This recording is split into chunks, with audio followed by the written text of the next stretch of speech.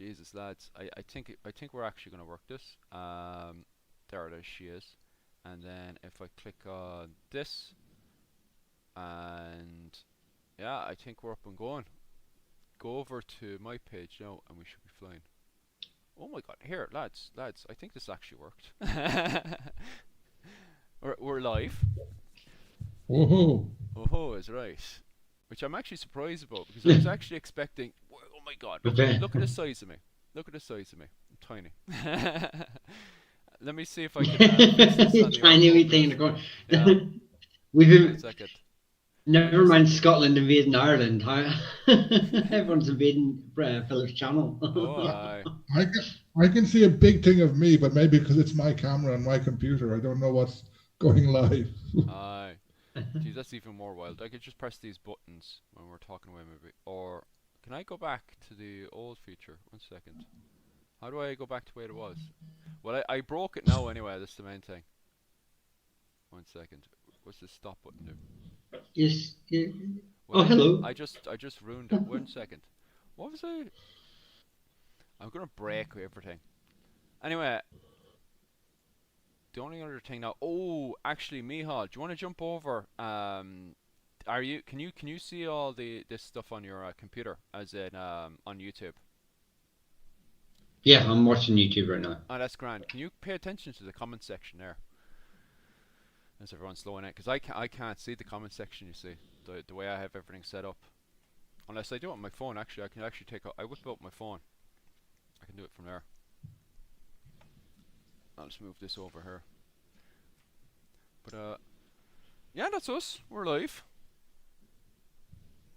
And we are covering, actually, first and foremost, I just want to apologize to anyone that's used to the regular standards of the stream and everything. What was it called? There was a bit of a muddle up with the payment on Restream and stuff. And I thought I had paid for this month, and it ended up it was some free trial or something I had to cover for the month or something. I don't know what they're doing with their payments and stuff. And so what I'm going to do actually is just pay for it again next month and just kind of reset from there. So today I kind of, as you can clearly see, bastardized everything. And what I'm going to do is actually go between this and the PowerPoint presentation and just go through the topics of 1317. And if we have time, then move on to the likes of 1318 and so on and so forth. I didn't even say what the plan of action actually is for today. Actually, I think we're just gonna kind of waffle on about the Bruce's invasion of Ireland. I know Owen O'Neill wants to. There's a point that Owen O'Neill wants to cover as well.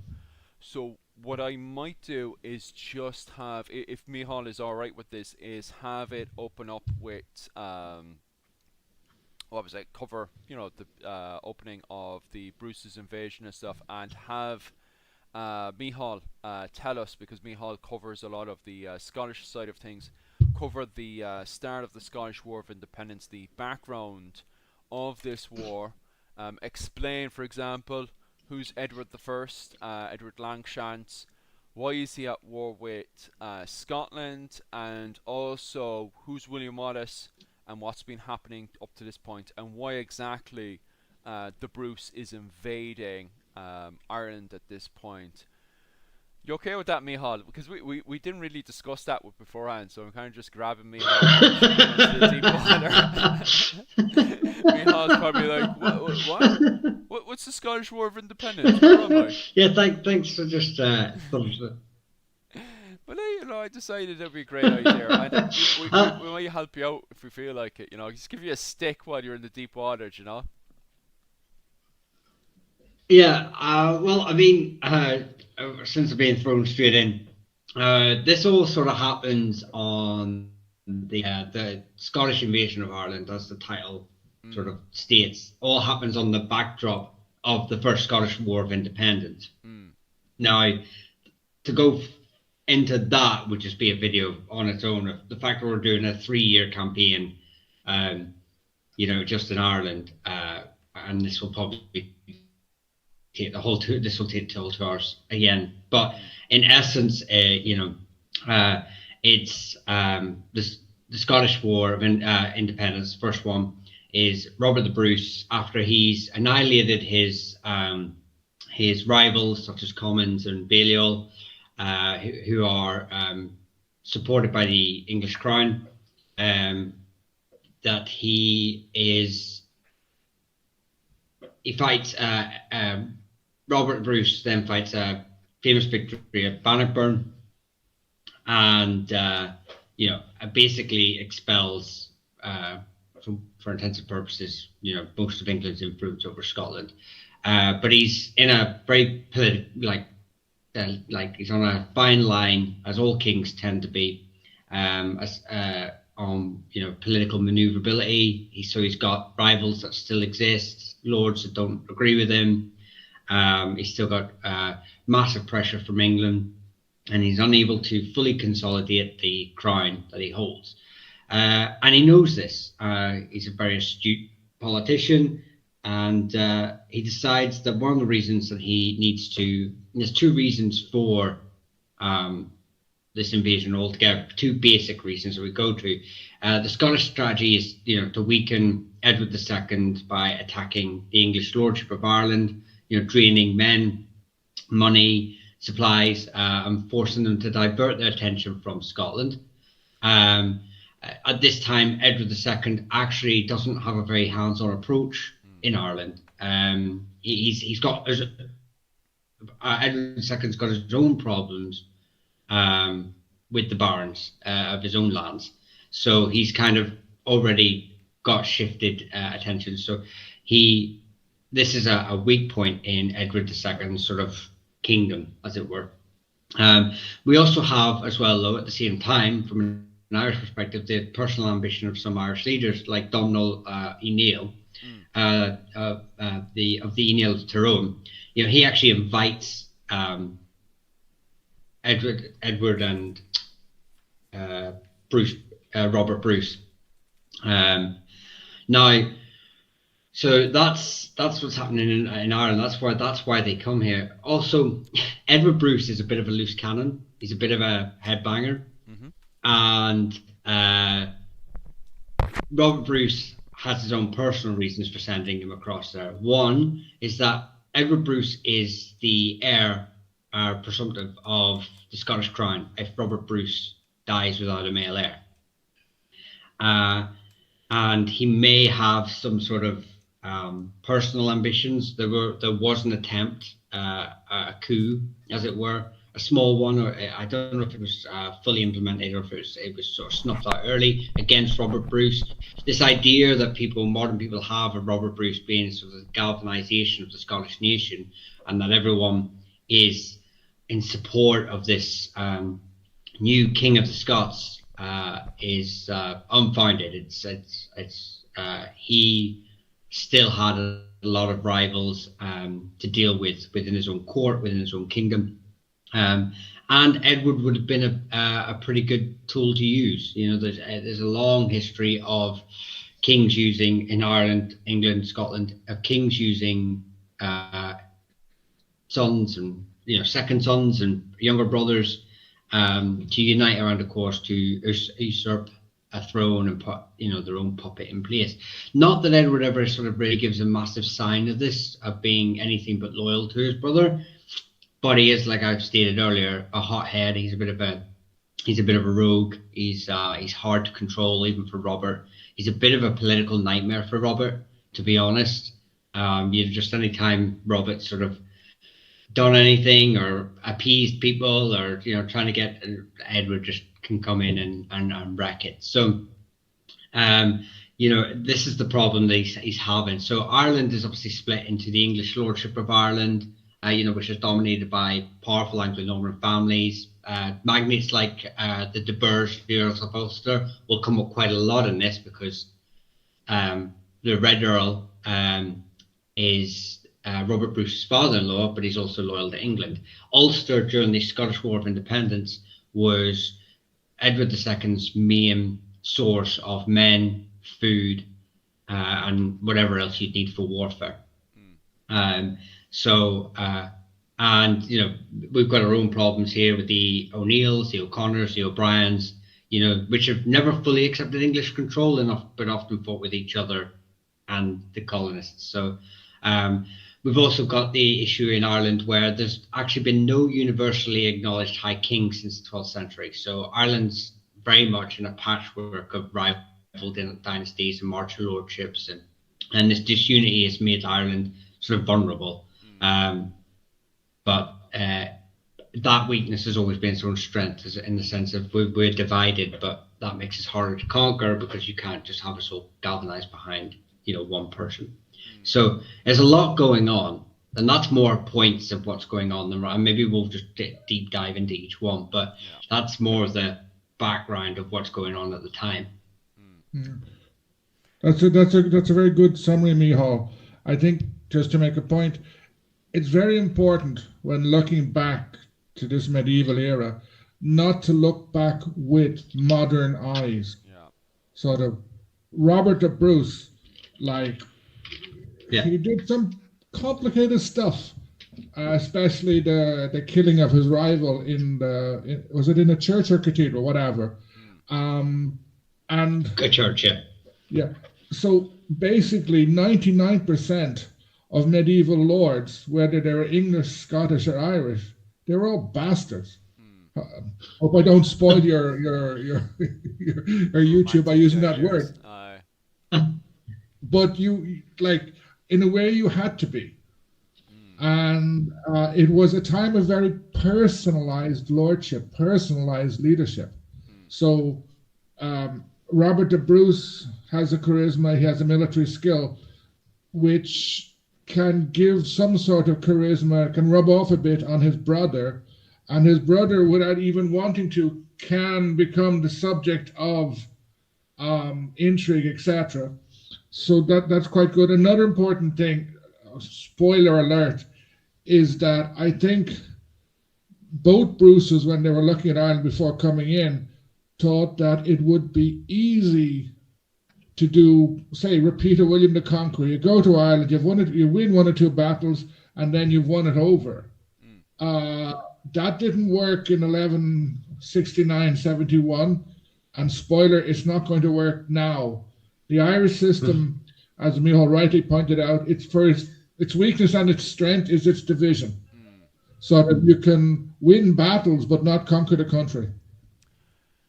Yeah, it's a very, very funny dynamic, because you just, for the next 400 years, have this very strange growing pain that eventually comes down to this very strange bastard republic parliament that's also confused if it wants to be a part of a union with Britain or not. And these things are just weirdly shaping from this literal point of the Scottish War of Independence all the way up to what was it called, 1640, with the rise of the Irish Confederacy, where you have the likes of Owen O'Neill, who's pushing for more Republican, Democrat ideas that we would have today. But it just seems to be wild growing pains. And even on top of that, when we finally do, and I know this has gone way off of our thing, but my main point here is that this is we're still looking at the very foundation of our identity today does come from the Scottish War of Independence, because a lot of people do say that this is the point of the start of the Gaelic resurgence inside of Ireland.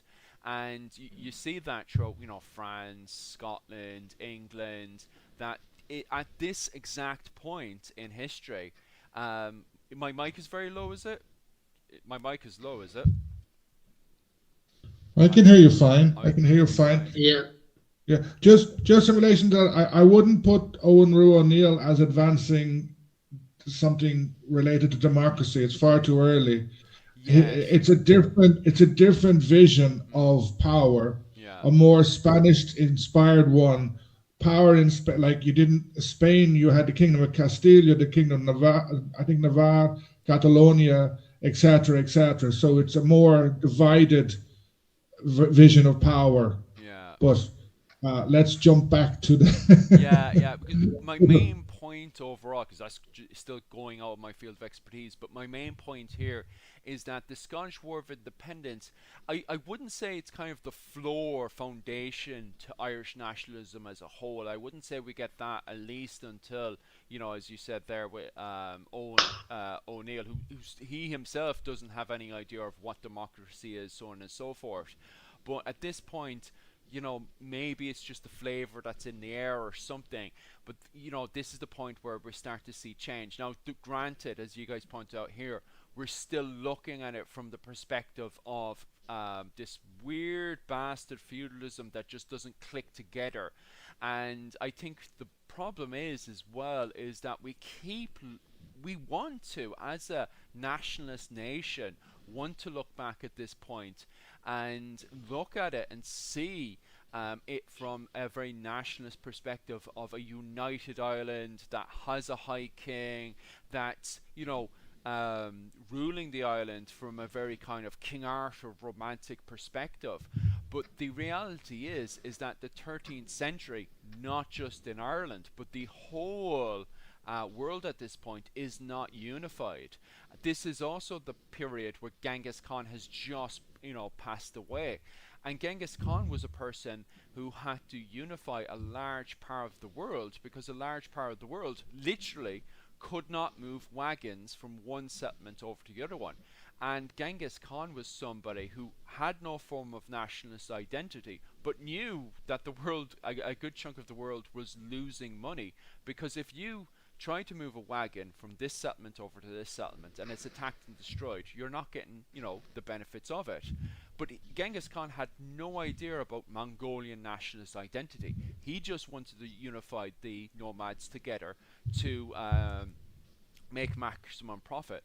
And basically what my main point here is that people didn't have any idea about, nationalist identity. It was literally, this is my settlement, and I will defend my settlement no matter what. There is no advanced idea, and I think a lot of the time, especially when we're looking back, and because of movies like Braveheart and so on and so forth, is that we're constantly wanting this era to be a very nationalist, romanticized King Arthur era. Why didn't we have our own version of King Arthur? Well, it's just non-existent, even into the ideas of the people of the period.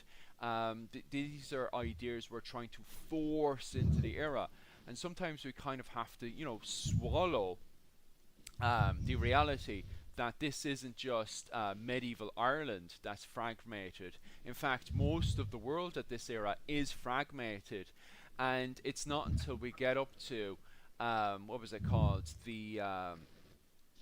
Definitely up to the era of Joan of Arc, way into the Renaissance, the early modern period. That's where we're starting to build the foundation of nationalism. And it's still, the nationalism we have today still doesn't appear until, going into the First World War, that we're still having the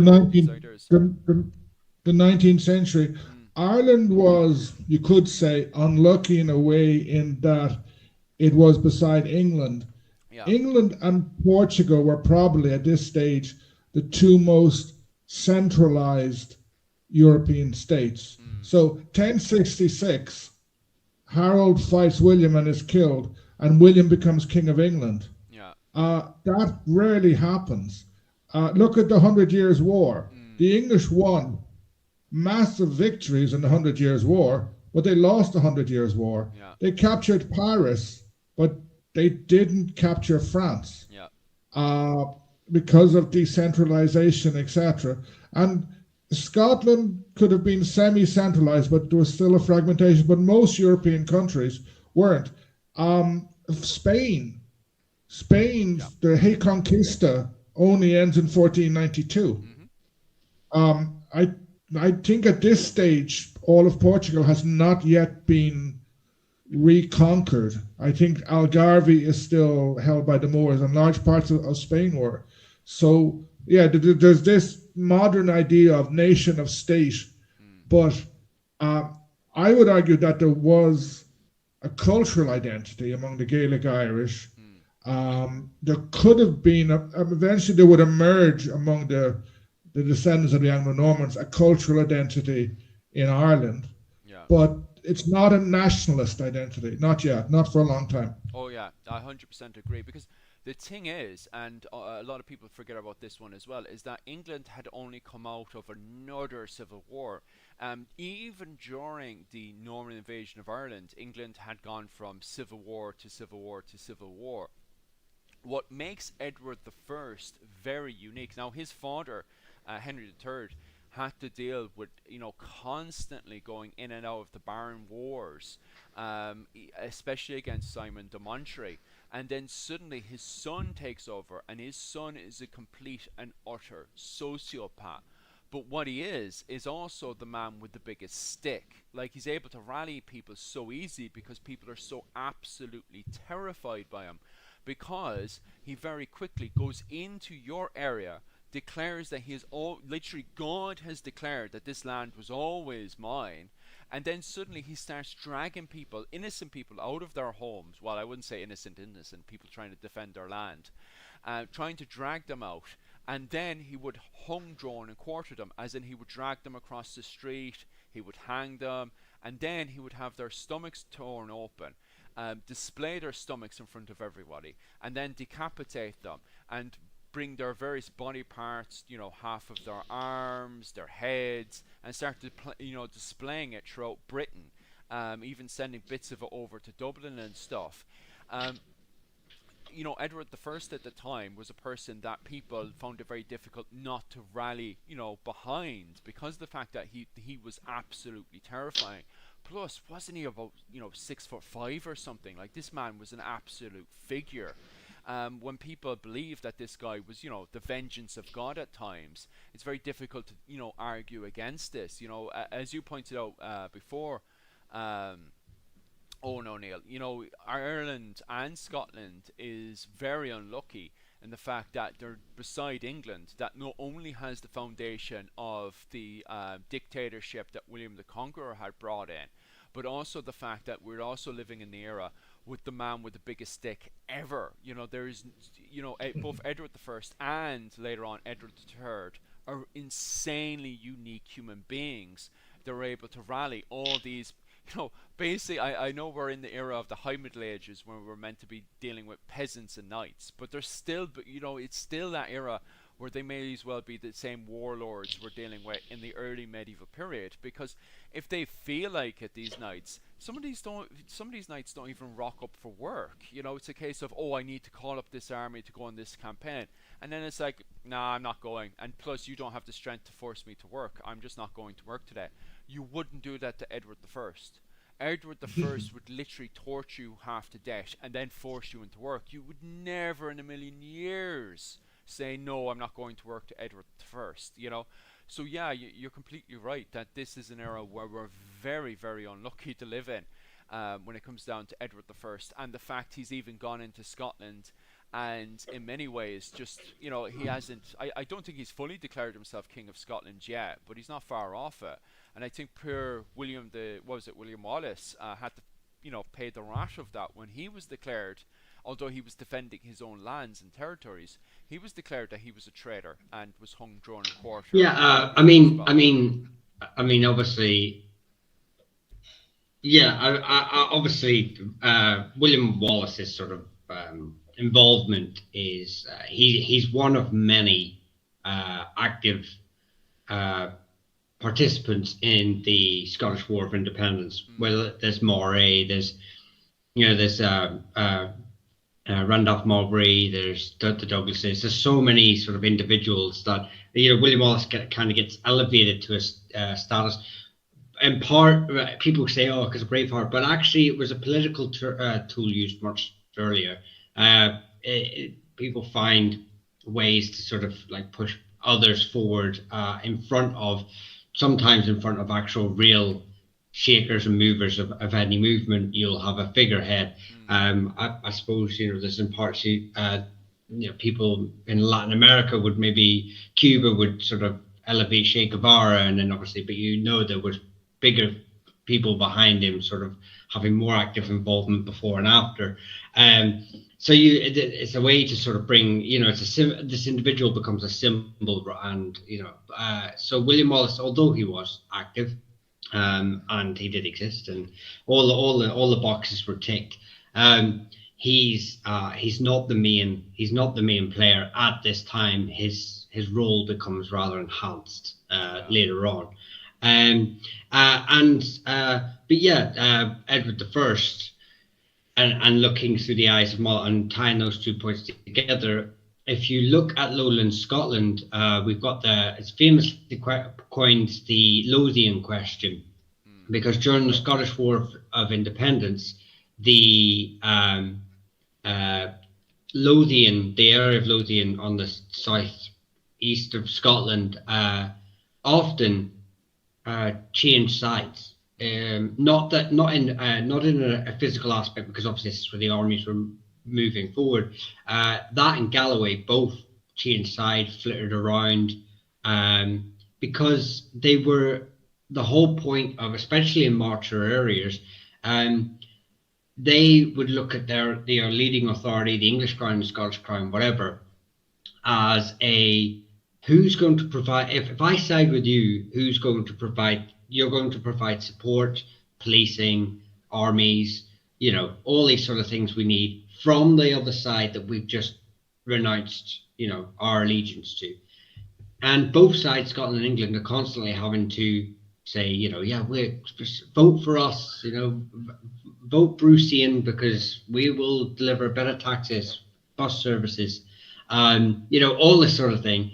And Lothian changes, but then, as happens in war, as soon as Lothian would go to Bruce, Edward would come through the area, burn the area, do whatever he needs to do, and Lothian would go, right, you promised this, we're going back to Edward. And it just constantly happened. Now, so this automatically muddles the water when you, in a modern perspective, when you think of nationality, when you've got a whole region of Scotland just not picking a side, not because of political reasons, not because they agree with the United Scotland or agree with the United Ireland or agree Edward should be king or Bruce should be king.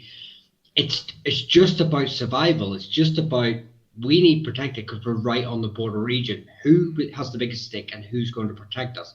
There's no politics in it involved. It's pure pragmatism. That's all it is. And Galloway's the same.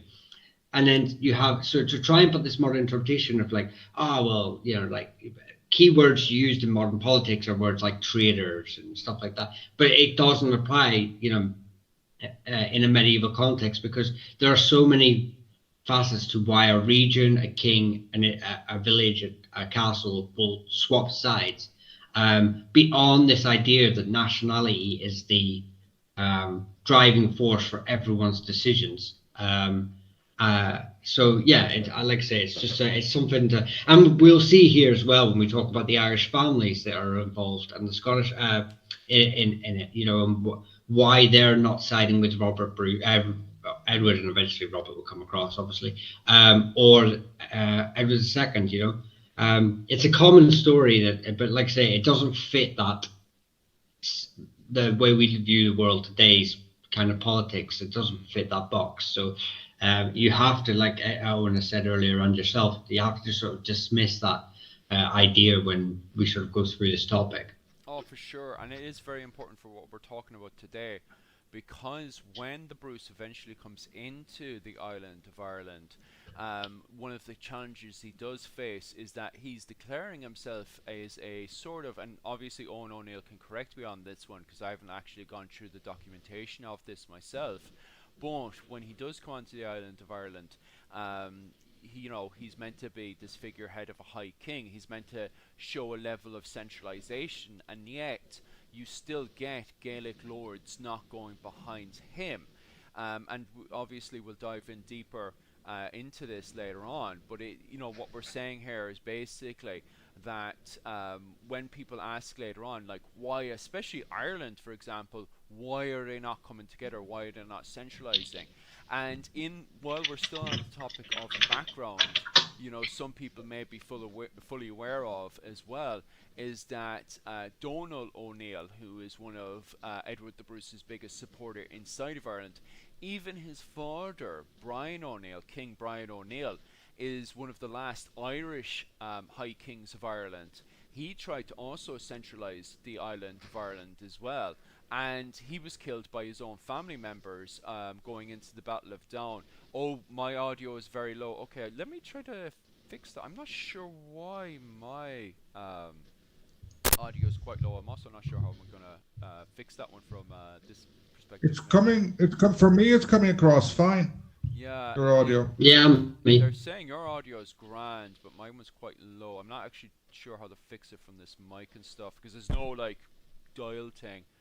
Um, Just while you're fiddling, yeah, what you were mentioning about Brian O'Neill, yeah, it raised the question of what is the High King? Who makes the High King?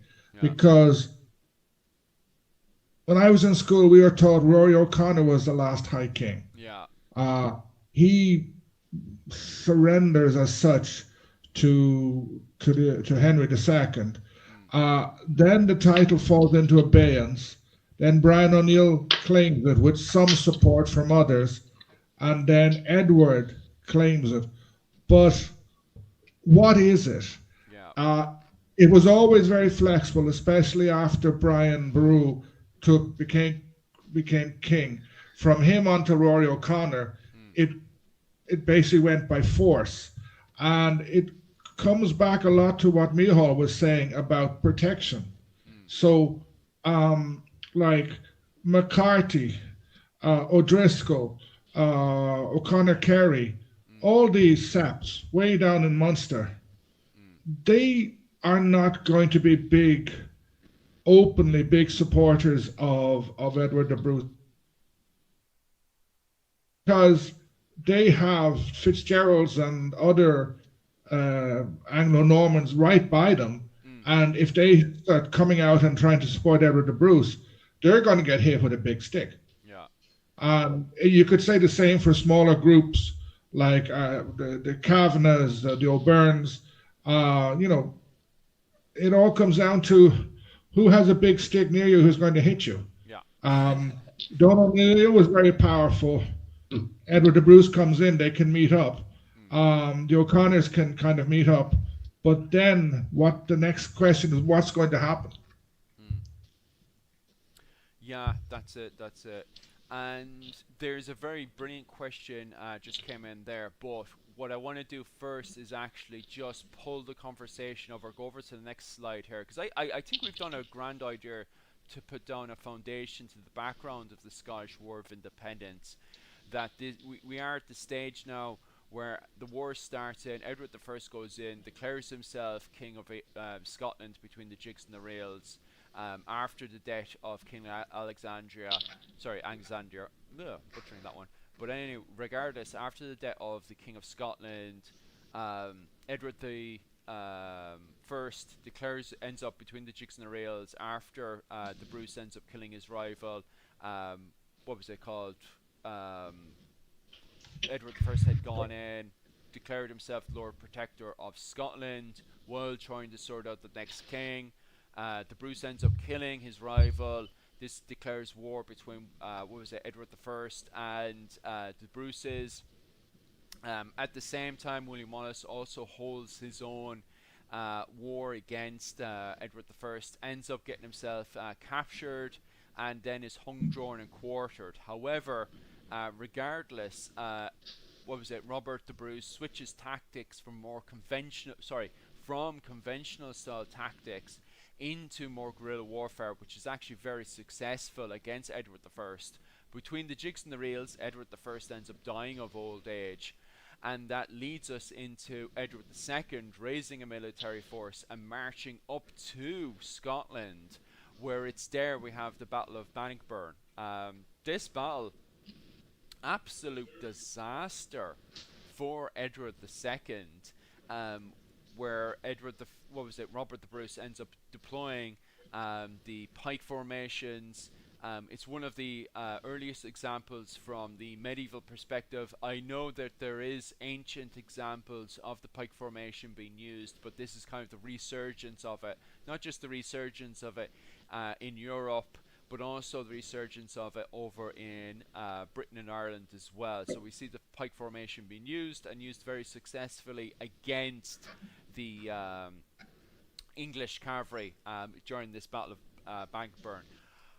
At this point, what's happened is that Edward II does not go into any form of negotiations. He doesn't bring the war to an end, which for the 14th and 15th century becomes a running theme when it comes down to dealing with the Plantagenets, that they never, even when they're put into a position where they should be negotiating into some form of ending wars, the Plantagenets don't seem to be able to do that whatsoever for the next 100, 200 years, even leading to the famous 100 Years' War. Regardless, Edward II doesn't go into the negotiations that brings this war to an end. And so what happens is that Robert the Bruce is put into a position where he's trying to force Edward II into the negotiation table. And Robert the Bruce cannot raise a military force to go down and physically take London. So he's put into a form of stalemate, which brings us into the Bruce's invasion of Ireland. But before then, we have letters that go throughout, Ireland and the papacy.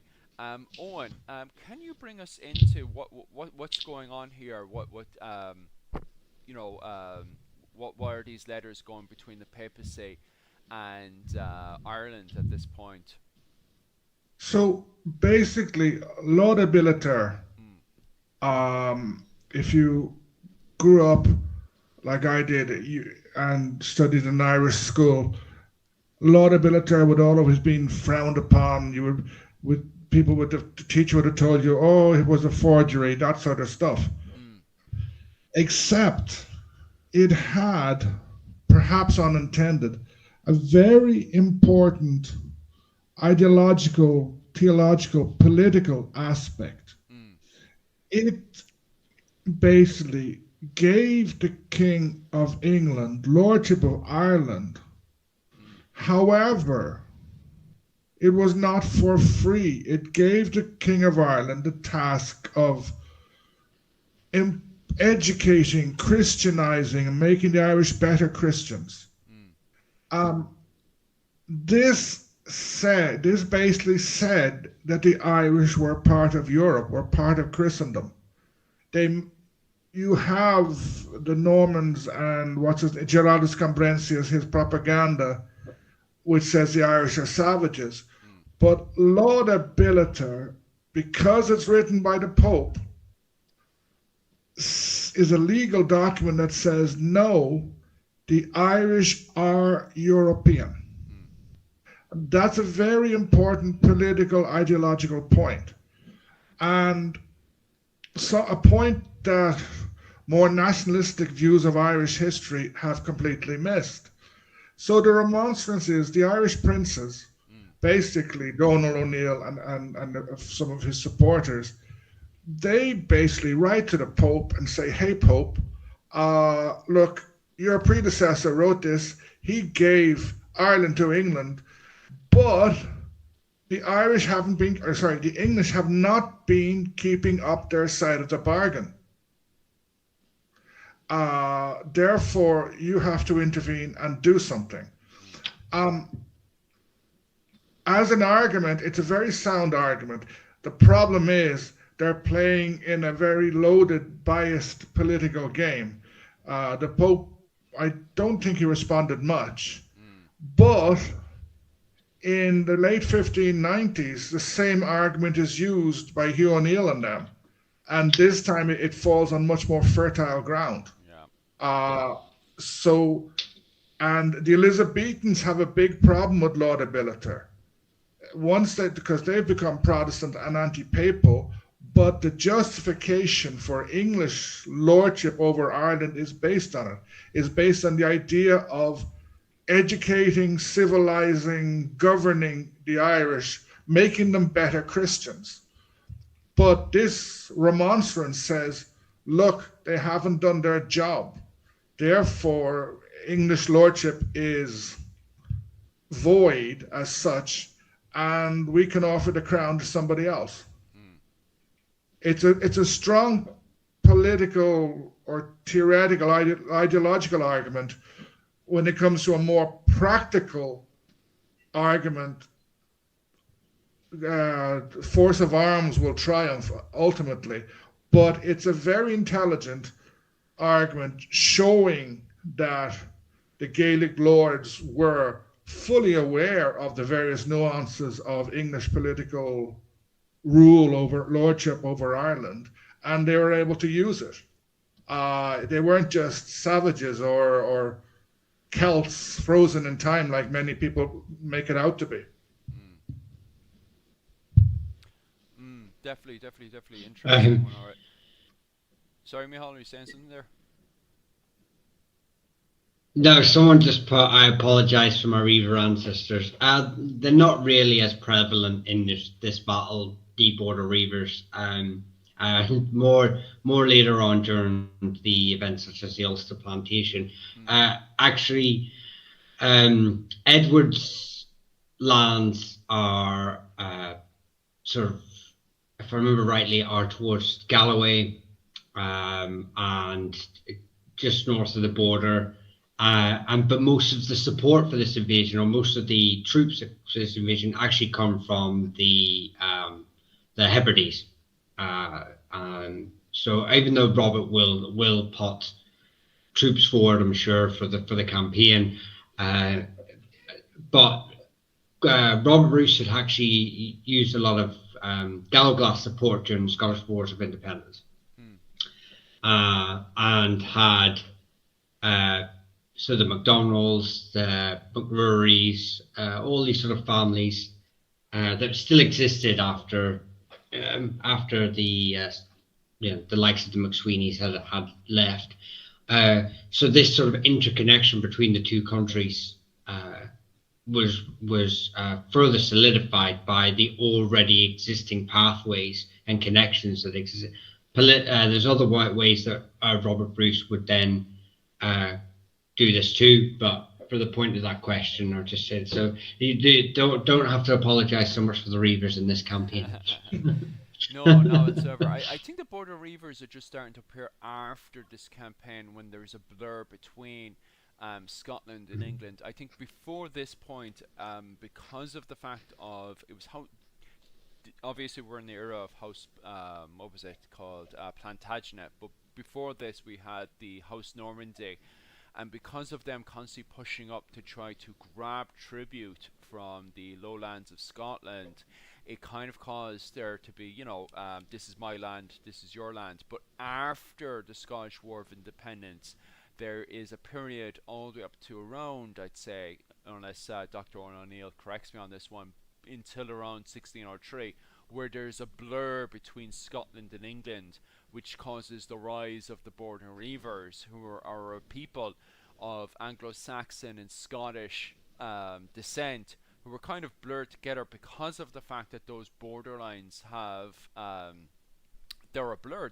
They're pretty much non-existent, especially during the period of the 100 Years' War. And as we can see there in the map, what we're talking about now is the relationship between the Ireland and Scotland at the time. And as Sean Duffy had pointed out in about 2013, when we were doing the anniversaries for a lot of these wars and so on and so forth, is the fact that the Gaelic world at the time, it was a blur. As we were saying earlier, nationalism did not exist. And it was a case of the man with the biggest stick ruled. We have all these romanticized idea of, why didn't we have a King Arthur? But the fact of the matter is that at the time, the identity of the island of Ireland somewhat existed. People knew they were on an island. They knew, it was referred to as, I think probably Era or something at the time. Regardless, they didn't really have an idea of a nationalist country of Ireland, and also the Gaelic world as well blurred and bled into Scotland at the same time, as historians had pointed out back in 2013. Is the fact that you could literally, as Michal has also pointed out multiple times, pop onto a boat and literally have coffee over in Scotland. within a few hours, and even be able to speak the same language of Gaelic, that both sides would be able to understand each other perfectly well. And it wasn't until you travelled down to the likes of Edinburgh and places like that, from the Highlands down to Edinburgh, then you would have bumped into somebody who had, a different culture to your own. But it wasn't a case of, well, this is the lowlands, this is the highlands. It's also blurs into each other. And then from the lowlands blurs into the world, as we were pointing out there, the world of the Border Reivers.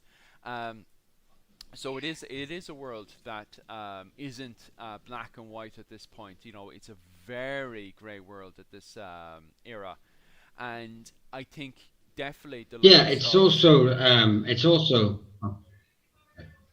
Sorry, there, Michal. No, my audio dipped your voice, so I didn't hear you were still speaking, Oh yeah, and then that's it all good. caught up. No, I was just about to say there that it's at this point then that the Bruces are able to, as you were pointing out there earlier, the Bruces take advantage of these ideas of them being the one, this whole Gaelic culture, this whole Gaelic identity that Scotland and Ireland share, that the Bruces really attach themselves on. And while they're trying to find a way to invade into London, they find that they don't really need, Robert the Bruce doesn't need to raise a large army and smash England directly, that he can go around and capture Ireland away from the English, which hopefully will bring them back onto the negotiation table. And he does that by, attaching himself onto the Gaelic identity and writing letters to Donal O'Neill and try to bring Donal O'Neill to accept his brother Edward the Bruce as their, Gaelic King of Ireland, and that they could have that shared identity together. And this is something that Donal O'Neill does agree to. Yeah, Yeah. Robert Bruce. Oh, sorry. No, go ahead. Go ahead. Well, I mean, Robert Bruce and Donal O'Neill, all send out letters too, and they all try to. Robert Bruce especially really tries to, when he's speaking to the Irish, he's really trying to put the point across that we're from a shared, that Ireland is the motherland of all Scots, of Scotland, and that we have this sort of shared identity, and that all our kings from past have come from Irish nobility, and it's all really sort of played on. It's quite dramatic, and almost over egged, but that's politics, even today. So because he stresses like the Irish and Scottish are one people, they're fighting a common enemy, and that's the argument where does nationalism start to arise from. It's an us and them. It's about creating an other, and he's really like leaning into that, going forward in his, and Donald's sort of doing the same thing, but he's sort of saying we have this common enemy, the English, but they're really just sort of linking the oneness, and it works, like not so much in Ireland, but it has an effect in England, because England starts to worry about Wales, earlier sort of Scottish operations in Anglesey.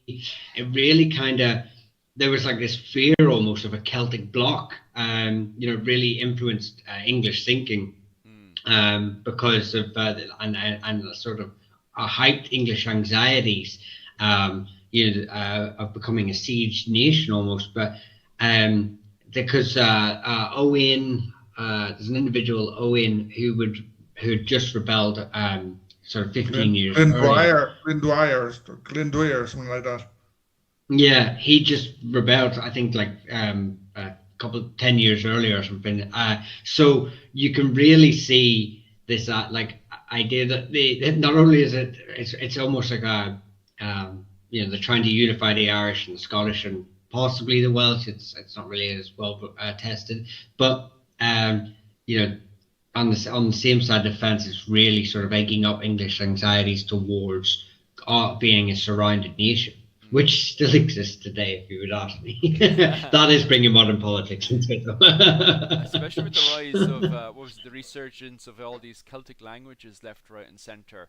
It's definitely a period where the English might feel somewhat surrounded. But yeah, we could literally talk about the Gaelic revival today, but that'd be a topic in itself. Yeah. Um, Just if I could make a point yeah, of there. course. First of all, the Remonstrance, it probably inspired, and I think the much more famous Declaration of Arbroath, Mm, or Broth, I don't know how to pronounce it. And it's funny in that I can remember being in Scotland and seeing people with a T-shirt with a bit of that declaration on them. mm, The Declaration of Arbroath has become something very important in Scottish political identity slash history, mm, whereas the Remonstrance of Donald O'Neill has not. It's essentially forgotten unless you're a specialist. You mm, won't hear about it in primary school or secondary school. mm, You'll only hear about it if you study medieval history. yeah. Um, and secondly, border areas, frontier areas, marsh areas were all over in large parts of Ireland, parts of England, even far south of the border, Mm, and many other European places. And they were always places where there were people like border reivers. mm, Sort of, in the early 17th century, the English deported what they called family groups from like Northumberland and Yorkshire and Lancashire mm, to Ireland, because essentially these were border reivers, but like 200 kilometers south of the border, mm, and they were going around behaving like doing cattle raiding, robbing, etc., etc. So the border areas are very flexible in Ireland until the defeat of Hugh O'Neill, the Treaty of Mellifont. Loud, parts of Meath, parts of West Meath, they were all border areas. They were all marsh areas. mm, The lords there were all militarized, and they suffered raids, and in turn, they also raided. mm, mm, mm. Yeah, it is definitely, as we were pointing out there, like nationalism. And Ireland, like this is the thing as well, and I see it in the comments section as well, is this idea of like, oh, why can't we unify together? You know, why don't we have our own form of King Arthur? You know, why don't we oppose nationalism? And it's just, it's not in their mind. They just don't understand it whatsoever. You know, this is an era of, although it's meant to be the High Middle Ages with a castle and princess and stuff, it's still very much, not just in Ireland, but throughout Europe, very warlord identity. The man with the biggest stick rules. And it's definitely something you kind of have to highlight again and again and again. And it also explains why, especially culture-wise, you know, the Gaelic culture isn't tied into Ireland and Ireland identity. There's no one running around the place going, "That's my identity. You're not allowed to use it." There's none of that whatsoever. And so what happens is, you know, this whole culture and identity kind of blurs into Scotland and then blurs into the border between England and Scotland for sure. Regardless, um, what this causes then is that the likes of Edward the Bruce and Robert the Bruce are able to justify themselves then getting involved with Irish politics and then building that you know, extra frontier with England, and eventually be allow Edward the Bruce to invade what was it, Ireland on the, what was it, May 26th, 1317, where Edward the Bruce comes onto the island of Ireland to declare himself as a High King of Ireland. He gets the support of the O'Neills, but as we were saying there, once again, straight away from the get-go, with no form of nationalist identity, you have many, many Gaelic lords who are not rushing in to support this Gaelic king from Scotland as their High King of Ireland. You know, many people don't see him as a King Arthur figure. In fact, I think from the very get-go, Sean Duffy had brought this point up a few years back as well, is the fact that many Gaelic lords were afraid to put, you know, their feet into the water here because they were afraid that their rival would automatically take the position of the English and it would cause a civil war in their own territories and lands. which did happen in areas anyway for those that did do it, like the O'Connors. Mm.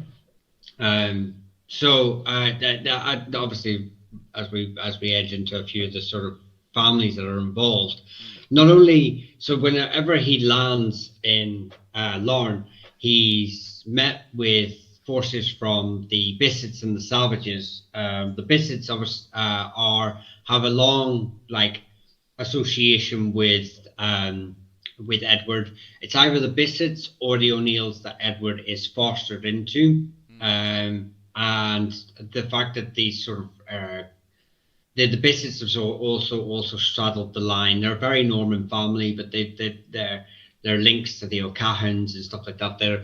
And the O'Neills. They sort of straddle the Gaelic Norman world, but very quickly they are defeated.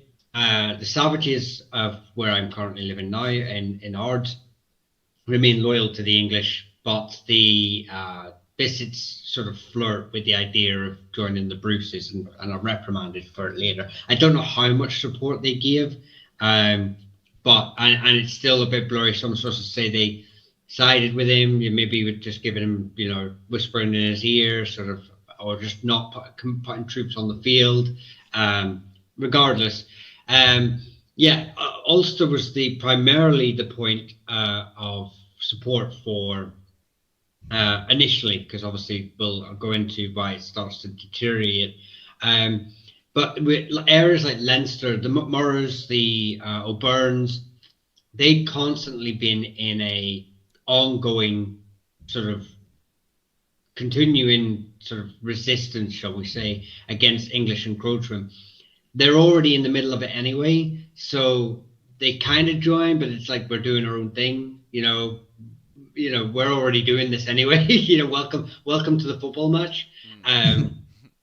And then you've got same with the Fitzpatricks or the McGillipatricks of Ossory. They attack garrisons in Agbo in around this time too.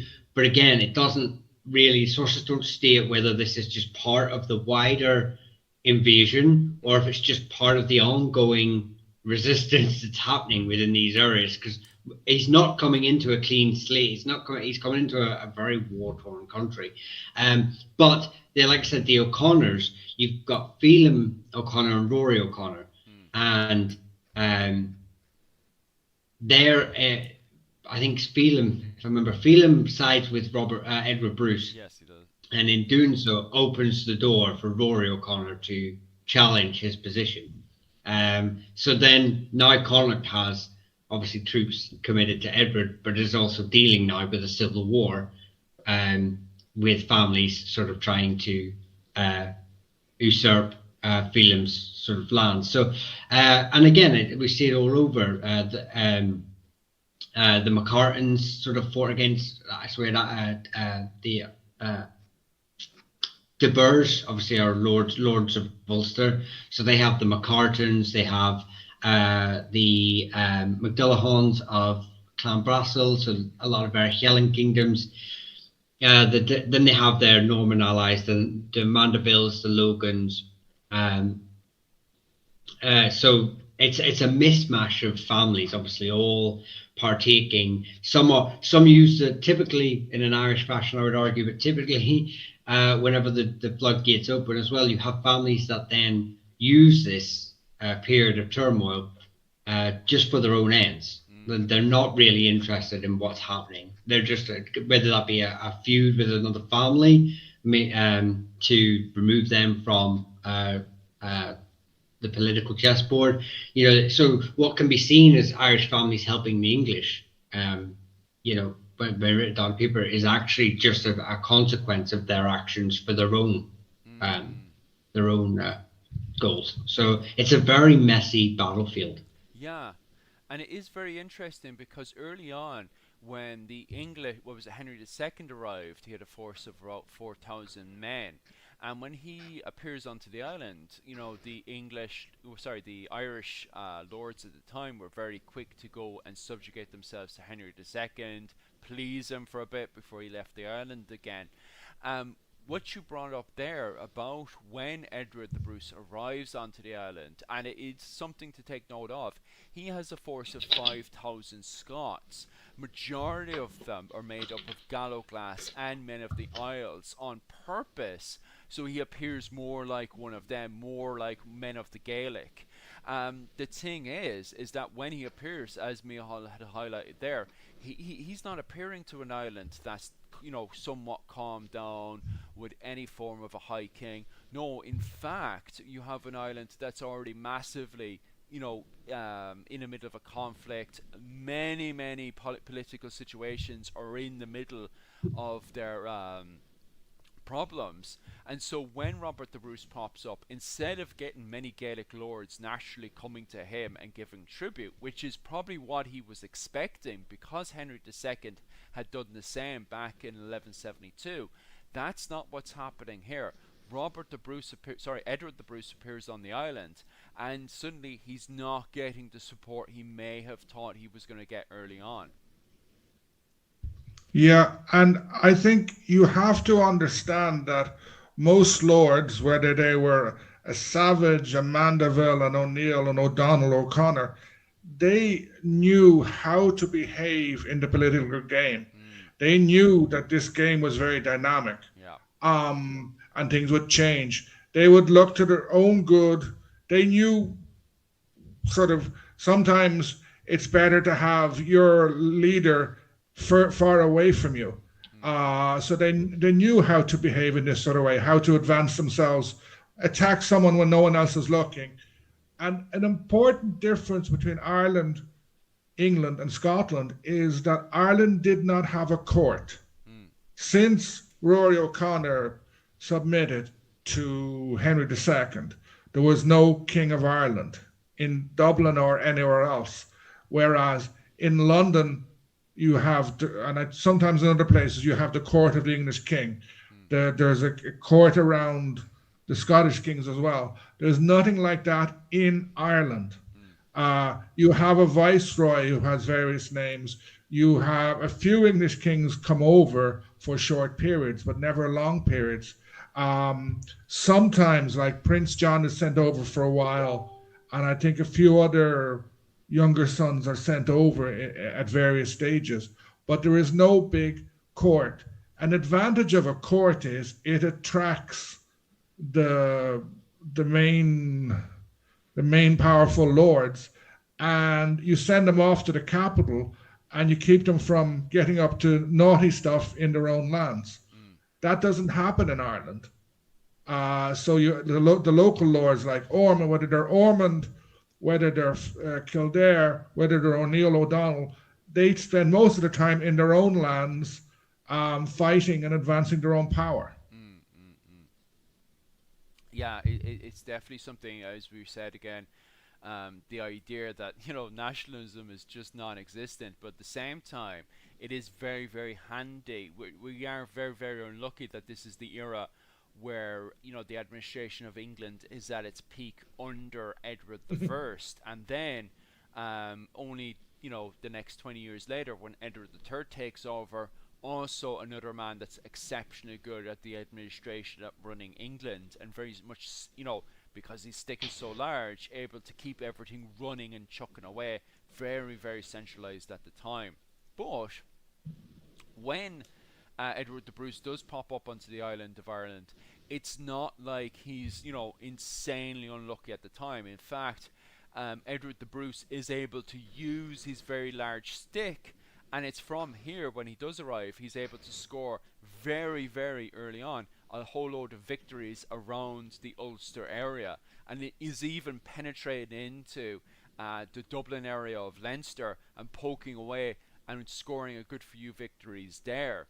And it's something that Donal O'Neill advertises over and over again. Hey, look, God has given Edward the Bruce these magnificent and great victories.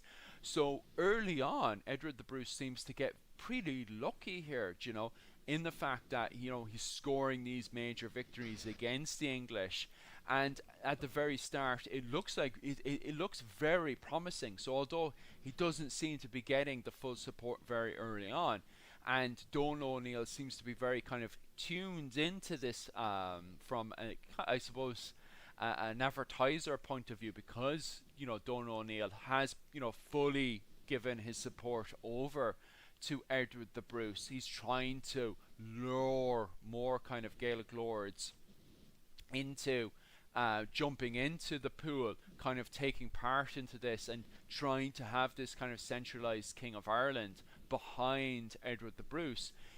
This is something that, between May to June, Edward the Bruce really takes advantage of, and really advertises this whole idea of a high King of Ireland, a centralized king, against the English, that we could, eventually brush off the yoke that is the English. So early on, it's very, very promising. Now, obviously, later on, as this war, continuously grinds on, this isn't the case.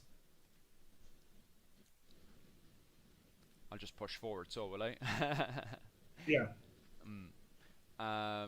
No, sorry, I keep getting dips in in my audio, so so I don't know if you've stopped speaking or if it's just waiting to catch up. Oh yeah, that's grand, it's grand. I'm just wondering, Michal, is there anyone else? How's my audio when it comes down to the comment section? Is people still kind of finding it difficult as well to hear me? No, no one said anything. The only comment is Snowy saying thank you. And then Bruce's mother was indeed Gaelic aristocracy. Yeah, again, part of the Carrick family associated with Carrick. Again, it's this wider sort of world that we sort of the Gaelic world, the Irish Sea world, of interconnections, intermarrying that's been happening for centuries at this point. So, or at least, well, it's been happening for millennia, really. If you want to, but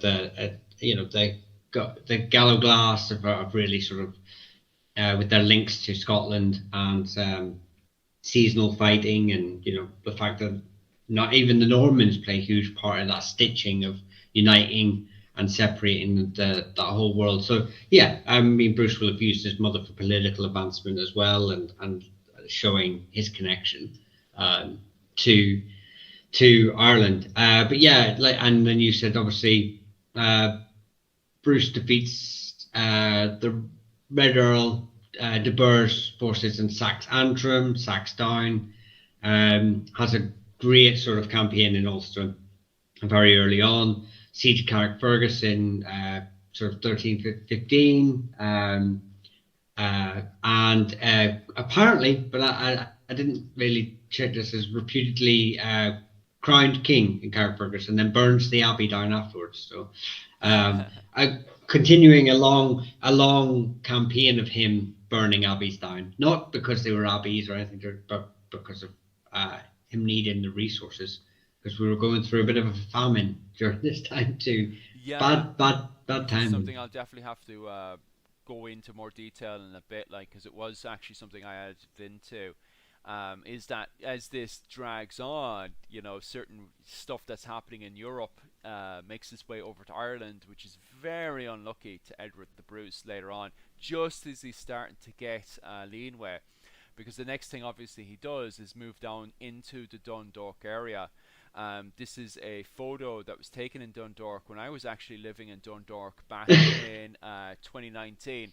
And it was a tribute to, Edward the Bruce, which obviously was taken from a very Irish nationalist perspective, because I do find it very funny, Dundalk, the people of Dundalk celebrating Edward the Bruce today, because of the fact that in the medieval period, Edward the Bruce did go into Dundalk and absolutely burn and terrorize the local people. Like, he did absolutely atrocious things to them.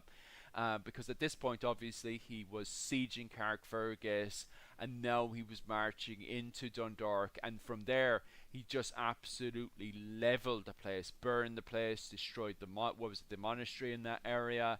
The purpose of this as well was to show to everybody, hey, look, I'm the man with the biggest stick, and if you don't come under my protection, England can't protect you. They're a failed system in Ireland.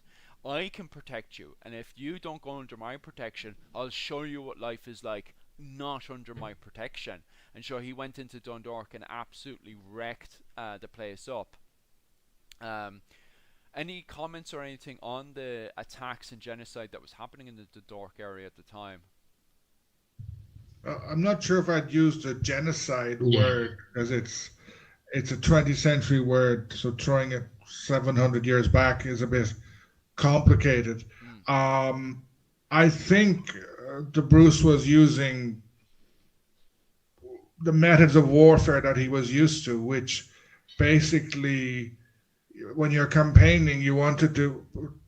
It sounds horrible. You want to do one or two massacres at the beginning, so other places will surrender to you. Yeah. Sort of. So the Dundalk was nearest to him, and I find it interesting because there is a long history between the O'Neills and Dundalk, Mm. and forms of black rent, or sometimes called blackmail, Yeah. because until the rise of Newry, and I don't think Newry was important at this stage, um, Dundalk was the most, leaving aside the earldom of Ulster, it was essentially the gateway into Armagh and Tyrone. Mm. It's below the Moray Pass.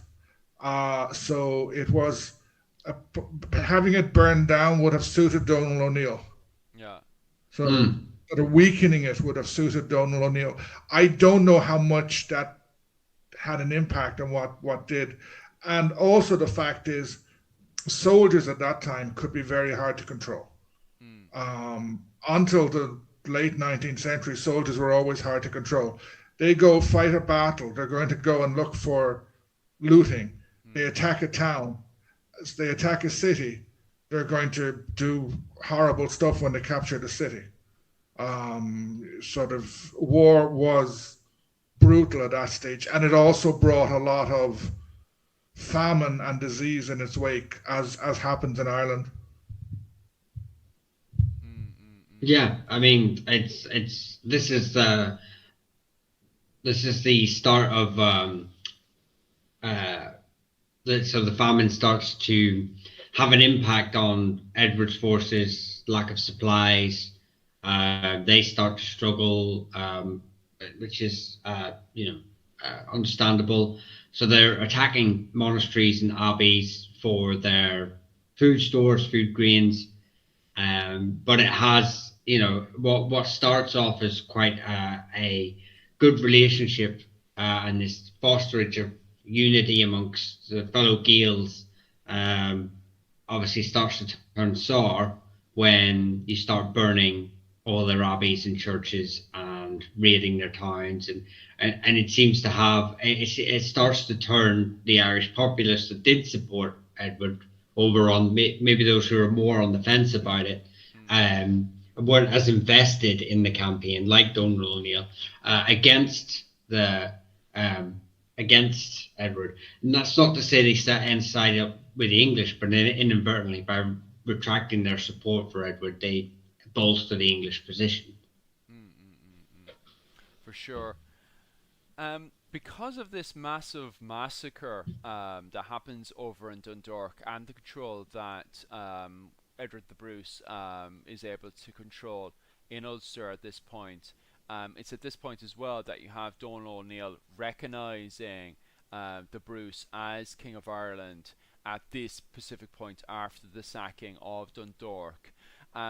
The reason for this as well, from my perspective, is the fact that he was using this as further kind of advertising the fact, having an official crowning of Edward the Bruce is there to kind of, say he is the King of Ireland. You really want to get in line at this point because of the fact that he's not only going to be successful in areas around Dundalk and also in the Ulster area, but he's now going to be, marching on Dublin, capturing Dublin. He's going to go into Munster, capture Munster. He's going into the lands of Connacht, and he's going to whip everybody in line.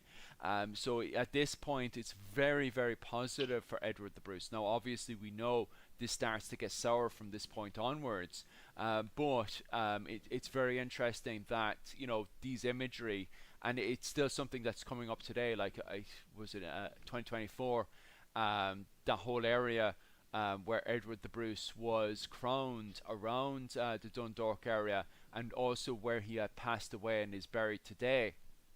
That's still used as a kind of nationalist identity, not just for the Irish, but also a pilgrim area for Scottish people to come over to Ireland and have a look at their own history inside of Ireland today. So that whole crowning and the attack on Dundalk still today is very, very important for our own Irish history. I suppose there's nothing you guys want to expand on, because you said a lot of these comments very early on about the. Just one thing in relation to Dundalk, and also this, it's important to look at the sources. Who's saying what when we're reading about this history? Yeah. Because the English sources will have been biased against Bruce, whereas Irish sources, well, depending on who writes them, might be in favor of the Bruce. And we don't have many sources for written sources for medieval Ireland compared to more recent stuff. So, like you mentioned, a big massacre in Dundalk. How big was it actually? How many people were actually killed? Because Dundalk would not have been that big. It would probably been a couple of thousand people. So how many actually died? So you always have to treat sources with sort of a pinch of salt. Yeah. You have stories get built up over years. Sort of something becomes the official history, but you always have to be a bit skeptical towards many stuff, towards a lot of it. So it's just a point. Just want to mention that. Oh yeah, I 100% agree with you. And even within the Irish sources themselves, what you're seeing in the Annals of Connacht and the Annals of Ulster are quite different. And it's very interesting as well. I didn't really have a deep dive into the Annals of Connacht before coming onto this live stream today, because as you guys know yourself, we kind of come up with a title a week beforehand, and then we kind of, as we're dipping away at our other projects, kind of dipping in and out of this one as well. But from what I did quickly look at from the Annals of Connacht, and what historians like Sean Duffy were saying on this topic, was the fact that there's many people inside of Ireland that blame what we're getting into next, actually, is the great European famine, as we now call it today. I think back in, what did they call it? 10 years ago, they were calling it the mini ice age. So I think historians are still arguing and debating, should it be referred to as the Great European Famine, or should it be referred to as the Mini Ice Age? And it doesn't help as well that a lot of these topics are outside of the reach of many academics and historians, because we're really looking at the science of a lot of this stuff as well. But regardless, as of right now, we're referring it to as the Great European Famine. But regardless, my main point is that there is a great hunger that comes into Ireland at this point, where a lot of crops are failing because of this kind of dip of an ice age that's coming in. And because you're dealing with superstitious people living onto the island of Ireland, when Edward the Bruce comes in, looking at the Annals of Connacht and what the academics like Sean Duffy are saying, is the fact that Edward the Bruce seems to get blamed for all of this stuff. Now, we obviously know that it was just a complete coincidence that Edward the Bruce happened to crown himself the same time that this great European famine was coming in. But people in Ireland were completely oblivious to this. They just thought this was a punishment from God because of the fact that they allowed Edward the Bruce to come in here, especially since, the papacy hadn't given this the thumbs up, because, as you guys had pointed out earlier on, and they had written letters to the Pope saying that basically the English had failed us. But still, the papacy still at this point was recognizing English control, was recognizing the lordship of Ireland.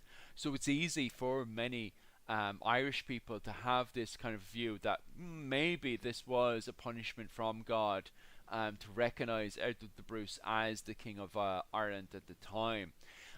Is there anything you guys want to expand on, not just on the Irish interpretation of what's going on, but also the fact of the great European famine that was happening at the same time?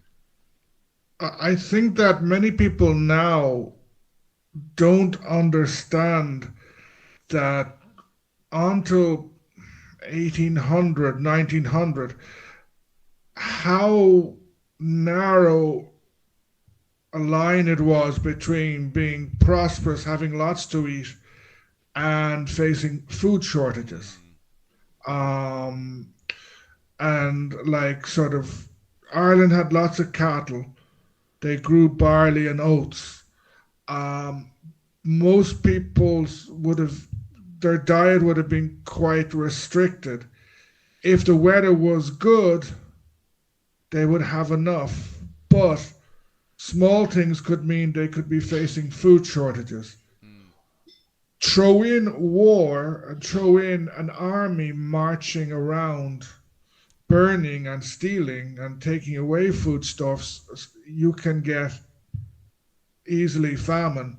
And then throw in climate change and sort of diseases traveling around, because diseases follow armies.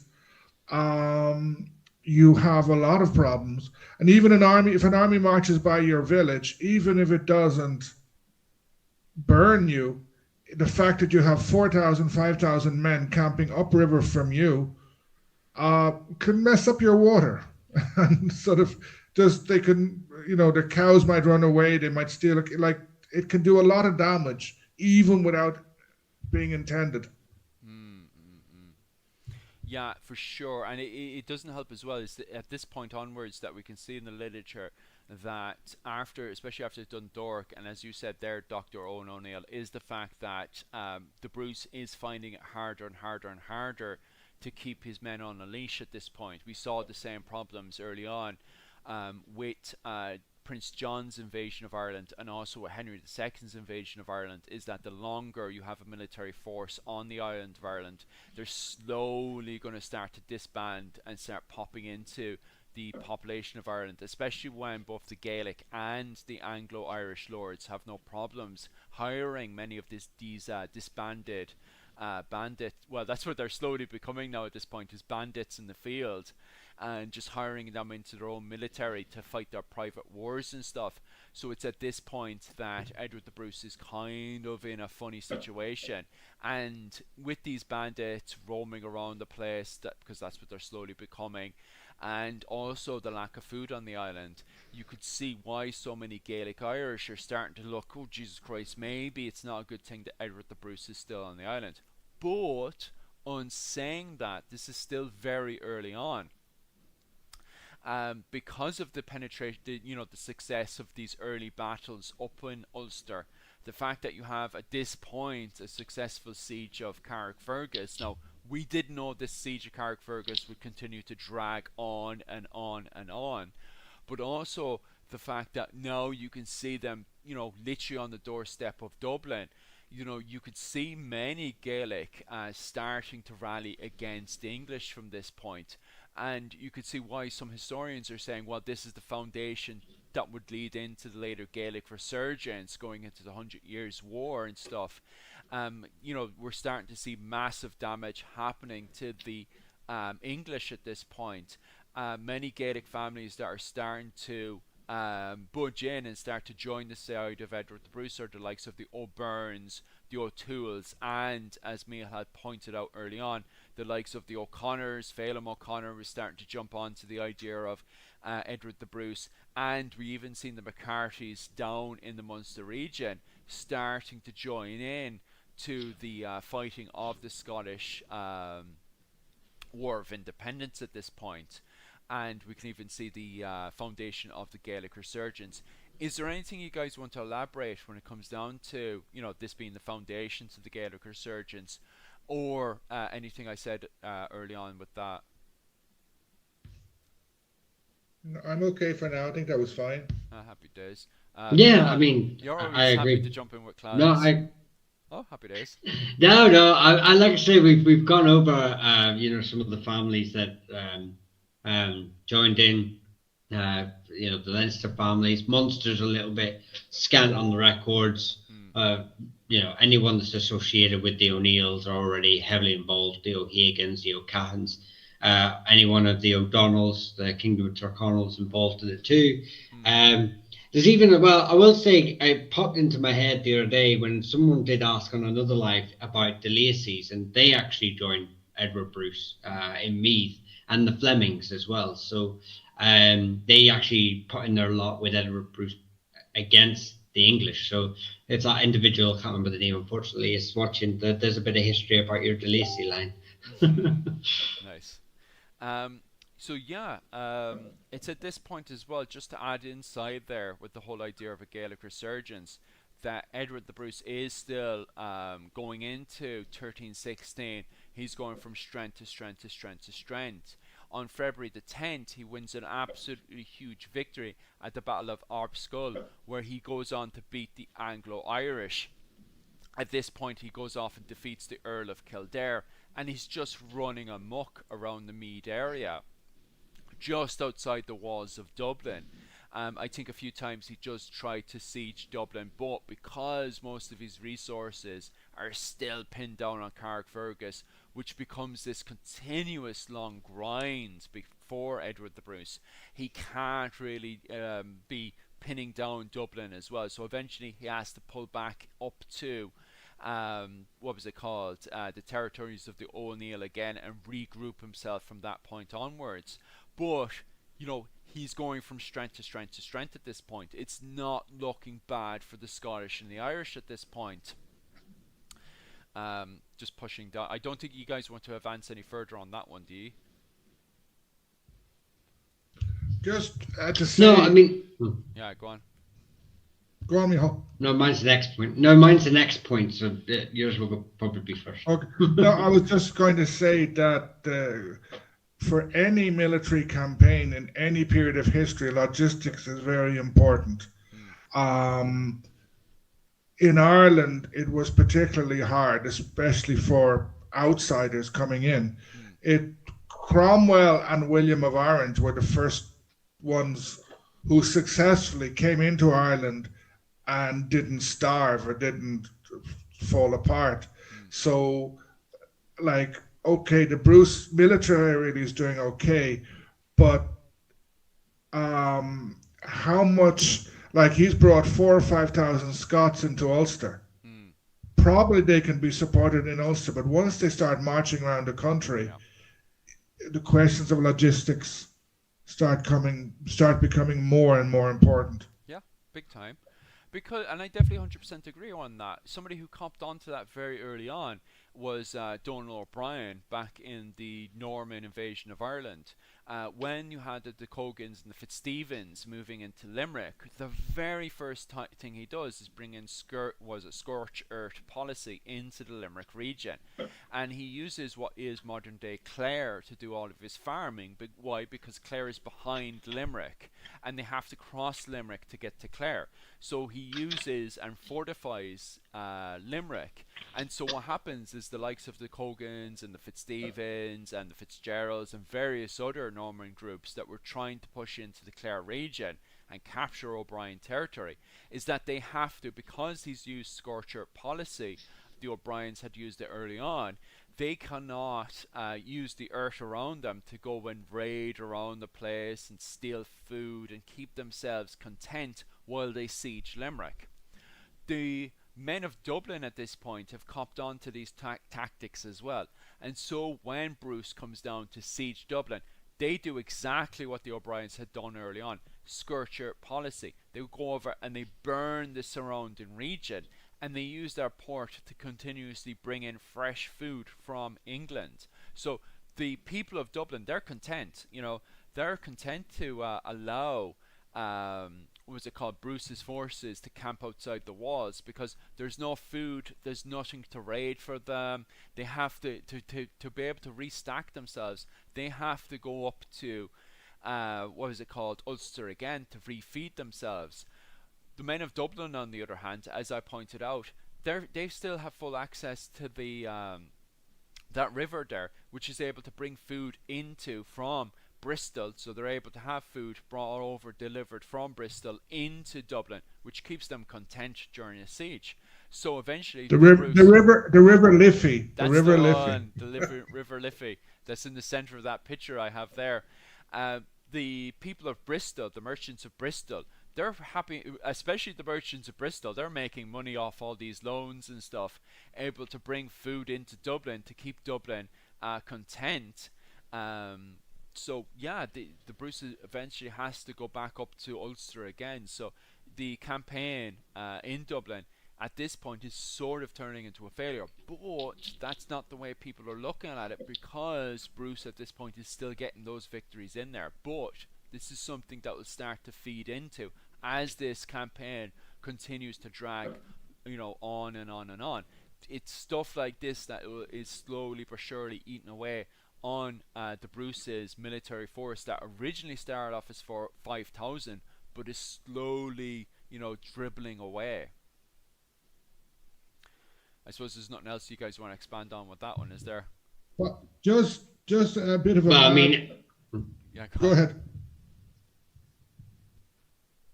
no, go.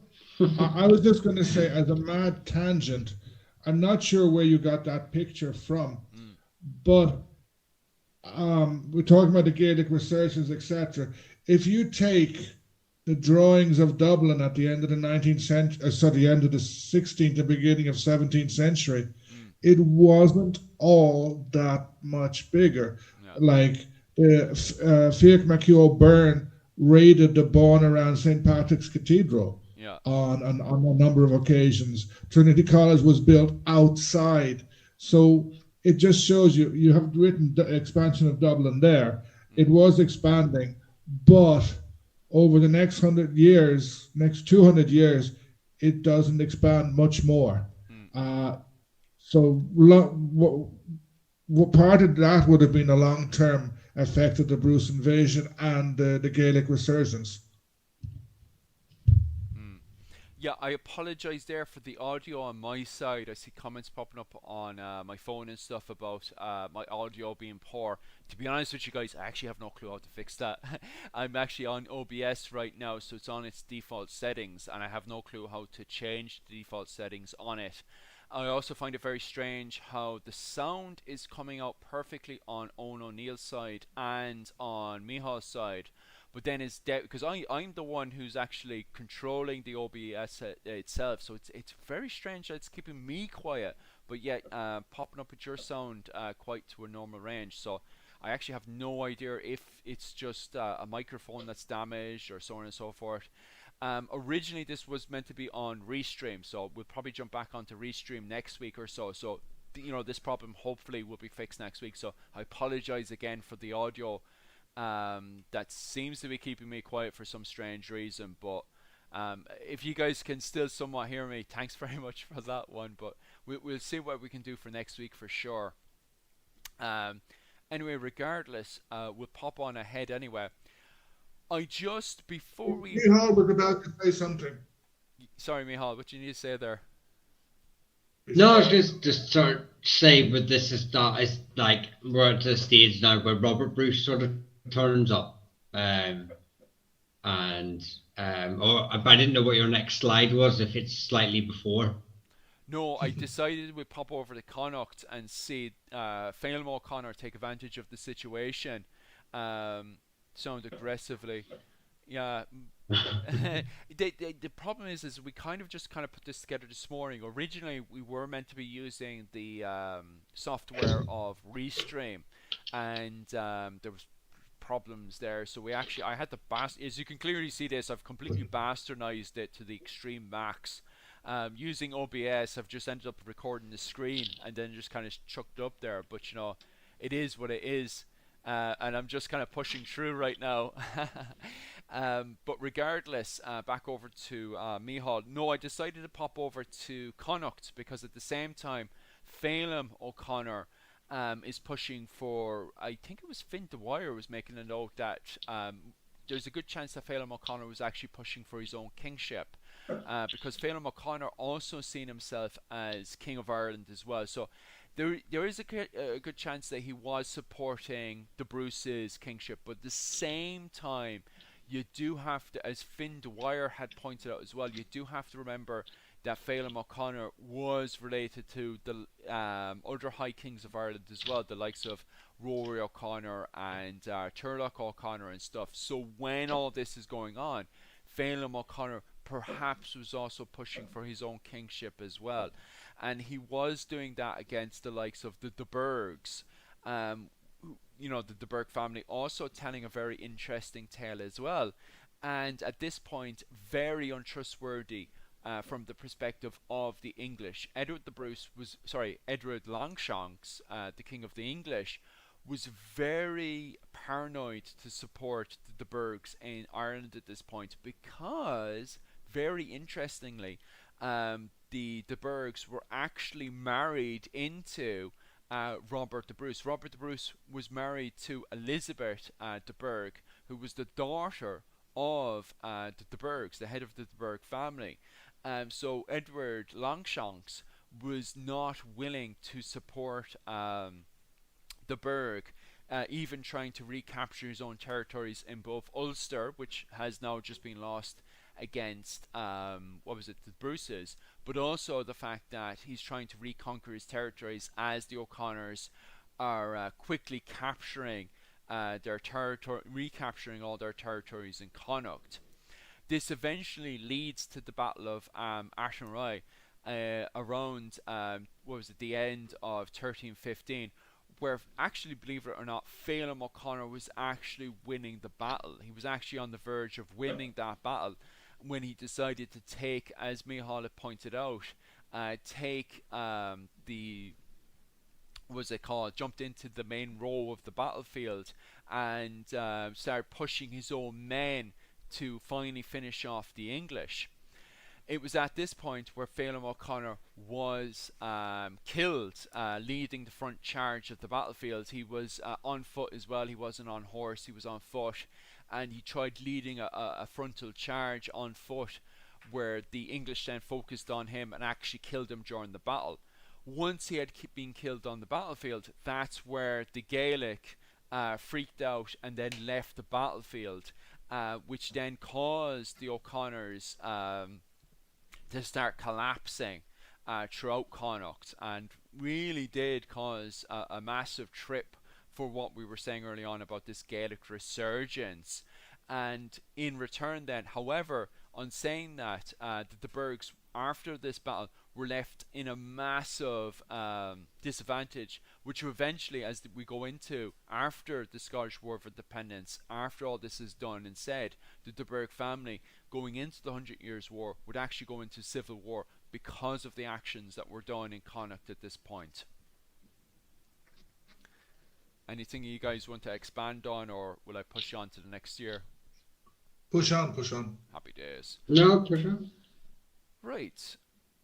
So at this point now we're pushing over to 1317. It's still looking very, very positive for Edward the Bruce, and eventually would lead to Robert the Bruce coming onto the island of Ireland. At this point, their two main goals is not just trying to finish off the constant siege of Carrickfergus, but Robert the Bruce, his main goal at this point is to actually capture Dublin, to capture the capital of Ireland, because Dublin is now becoming another thorn in the Bruce's campaign of Ireland.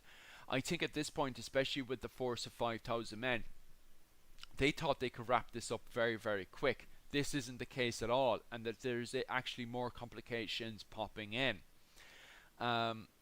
With the arrival of Robert the Bruce, is there anything you guys want to kind of expand on with Robert the Bruce's relationship on the island of Ireland?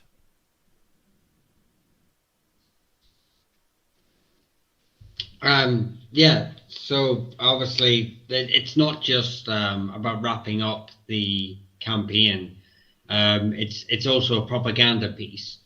Robert is appearing for a multitude of reasons, one of them being to salvage what's left of Edward's reputation amongst the Irish, to show the people that, it's not just my brother. You are the King of Scotland is with you in your fight against the English. It's a very organized event around, because obviously if he loses this, it affects his wider ambitions. It affects his prestige. It affects his war mission.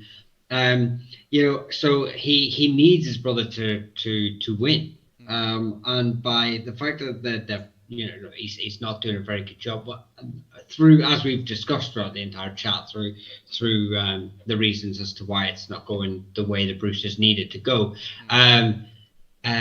he needs to come up and to reinforce his brother's failing kingdom project, really, to try and keep that Irish front alive, like as a weapon against England, and like I said, to mainly just protect his prestige, the Bruce dynasty's prestige. So he turns up. He turns up to try to rescue it, and like I said, they have the same problem, logistics, huge problem for them, and they don't. I don't know if they make it to Dublin, but they're forced Dublin, to but it's turn the same around. thing again, yeah. Because they siege the Dublin. What eventually happens is they do siege the Dublin area. And it's at this point that we do have another argument and debate that goes on.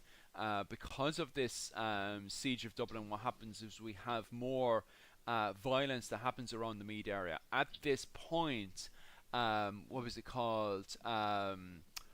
Dublin isn't able to protect the people of Meath. And as we were pointing out there, the majority of the Anglo-Irish lords themselves are over in Connacht, trying to quell Phelim O'Connor, and are left in a very weak position. This means that many population of the Meath area, the Anglo-Irish population in the Meath area, are left unprotected. So you do have historians and academics do pointing out this constant thing of having reprisal attacks by the native Gaelic going into the Meath area and attacking the Anglo-Irish for the sake of attacking Anglo-Irish, as kind of revenge attacks on them, which is kind of a thing that happens all the way up to 1920. That it's this point onwards that, the Irish are kind of, the native Gaelic are in a position where they can take, revenge attacks on the Anglo-Irish. However, as Dr. O'Neill had pointed out early on in this conversation, and I think it's a very good point to bring up again, is the fact that, a lot of these attacks are part of the period itself. It's not so much a kind of nationalist attack of, well, I'm Gaelic, so I feel I should get my revenge attack on the Anglo-Irish. Is there anything else you guys want to expand on that, or will I just push on still further? I think just one point. Could Robert and Edward have taken Dublin? Because they get very close to it, but I don't think they actually besiege it. Dublin prepares for a siege, but I have a feeling that Robert didn't want to sit down around Dublin and besiege it, because probably he was afraid of getting caught around the city. It's a what if, but I think this failure to capture Dublin, and moreover the resources that are stuck around Carrickfergus, Carrickfergus is kind of a sore that undermines the whole of the Bruce project, because it's pinning down people and consuming resources. And they don't really have enough men to conquer Ireland. They needed. They have a big force, but they need several thousand more. So again, logistics, etc. But what's crazy about it is, if this had happened in 1170, it would be a completely different situation. But we're dealing with a point now where you have to individually take over every single king group in Ireland. You're exactly right. You need another 7,000, if not even more, at this point, because every single area seems to be very resilient to any form of movement, because everybody's in the middle of their own politics that's going on. And it's so funny, like. And before gunpowder, Mm, a castle walls or city town walls are a very effective way of defending yourself mm, if you have the ability to stay inside those walls, if you have water and food enough to stand a siege. uh, a small amount of people can hold a castle or a city against a big army, yeah. and you just sit inside your walls eating your food, eating your popcorn while you're watching the army around your walls flitter away because you've burnt all the, you destroyed everything outside the city. Yeah. It's a very effective way of consuming the enemy without actually fighting. Well, you say consuming because it's at this point, if we look at the likes of the annals of Connacht and stuff, that allegedly, rumor has it, is that cannibalism is starting to be done in what was it, Carrickfergus. So not only are they refusing to surrender, but they're getting to a point where, like, normally what would happen is that people would well surrender at this point, but now you have allegedly the people of Carrickfergus committing cannibalism to the prisoners inside of the settlement. Now I don't know how true that is because it is on the alleged taboo area, and we don't know what the media is around that as well. But regardless, the people of Carrick, it is stressing the point that the people of Carrickfergus should have, in normal situations, well surrendered at this point. Instead, they're still, the feet is up. They're in a very strong stone fortification, and they're just waiting out. We need to also take note, and I do know that this very much upset people. What was it? 4 days ago when I said this, but the reason why the Mongolians were able to very quickly push from Beijing all the way over to Poland was the fact that majority of the settlements that they were dealing with were wooden settlements. The moment they went against the Hungarian stone settlements in the eastern part of Hungary is when the Mongolian expansion suddenly started to halt. They couldn't break through the very difficult stone castles that were popping up in Hungary, and they just kind of looked at the Holy Roman Empire, Germany, at that point, and were like, maybe not, maybe we shouldn't be pushing into modern day Czech Republic. These stone fortifications that Western Europe were putting up at this point were very, very difficult, and Ireland was no difficult. When it came down to the likes of Trim Castle, Carrickfergus, even the walls of Dublin, Limerick being another very good example of that, these things were very, very difficult until the arrival of gunpowder. Very, very difficult to start smashing up. And when you do have gunpowder starting to appear in France, it's not long until the likes of Lionel of Antwerp is bringing this gunpowder over to Ireland. And you can see the effects of that in Ireland, where suddenly when we go into the 15th century, you have a sudden race between gunpowder and castles, which modern academics are now only starting to delve into. So you're perfectly right. This is a point where you see constant stalemate because of these stone fortifications of Trim and Carrickfergus Castle. I suppose there's nothing else. Yeah, it also wasn't in their interest really to surrender either. If they had surrendered, they would have been massacred to a man. Yeah. For a lot of reasons, Edward has, for an argument, Edward has cause. He has a history of doing so. He has a lot of prestige to reclaim, and you can't just win that back. So what lords often did was replace it with fear. They didn't really have a choice to be where they were. They had to hold out and hope that England would, relieve them or debar, or they would just be. There was just no other really. It was death or death. For them, and I'm guessing they probably knew that. Whereas terms could be given to other castles, you can sort of come to terms with them, but it just got past that point with Carrick in Edward's campaign. It just becomes such a thorn that it had probably gone past that. For sure, definitely for sure.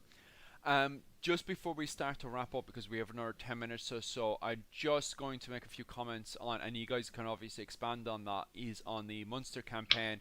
And also, well, we have to start saying goodbye to Robert the Bruce because he has to return back over to Scotland.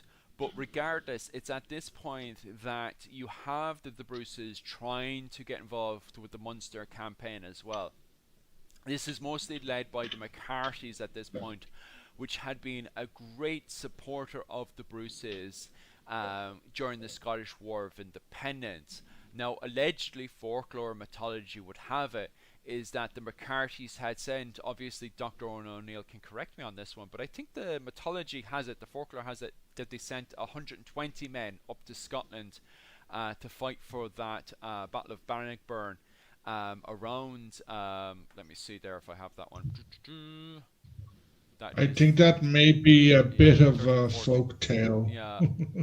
How do you feel that? Because I always considered it to be real, to be honest with you. I always, don't get me wrong, I always highlight to people that it is. We've argued about this before. Yeah. I always think it is somewhat real. I don't think so. The McCarthys were not really in the business of exporting their soldiers. Sort of. And they're not a naval power. Yeah, and there's no way that 120 guys from South Kerry or West Cork could have walked through Ireland and gone up to Carrickfergus and got the boat across. Yeah. They would have had to have been ferried up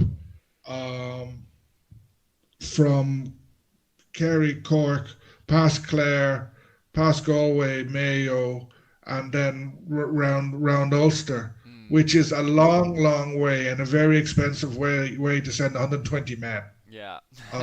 It doesn't really make sense.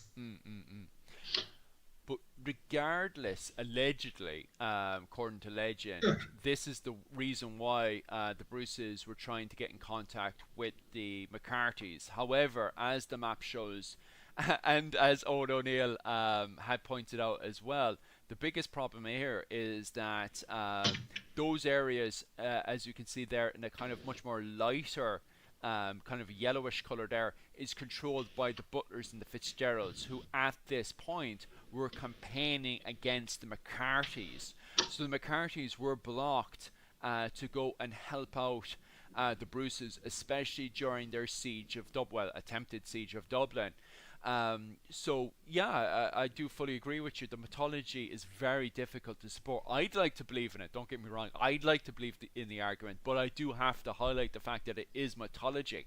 And as Dr. O'Neill pointed out there, you have to, so much is in the way.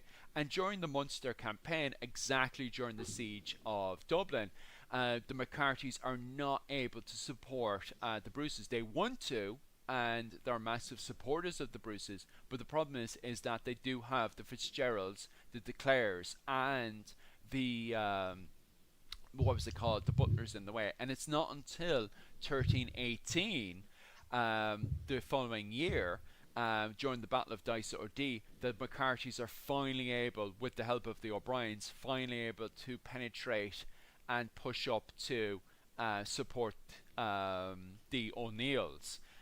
So it's not until much later on that they're able to give that support over. I suppose you guys just butting in very quickly. One of the reasons you have so many Anglo-Normans, Old English lords down in that area of Munster is the land is very, very good. It's the Golden Vale. It's some of the best agricultural land in the country. The Normans took it for themselves.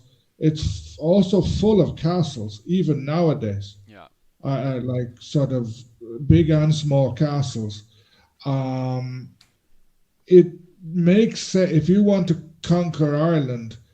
It makes sense for the Bruces to head down that way, in part because for the previous 2 or 3 years, the fighting has been in the northern half of the country, whereas you head towards the breadbasket of the country where there's a lot of food, even to plunder. you can support yourself there for 6 months fairly easily. For sure. Yeah, the Golden Veil is absolutely magnificent. We had to, I don't know if you've gotten the commission for this as well. I used to get paid to advertise the Golden Veil while I was doing my tour up to Cashel. And it was very, very easy to advertise. We used to get 70 quid. They used to give us 70 quid to advertise and talk about how great the Golden Veil was while doing a tour up to Cashel.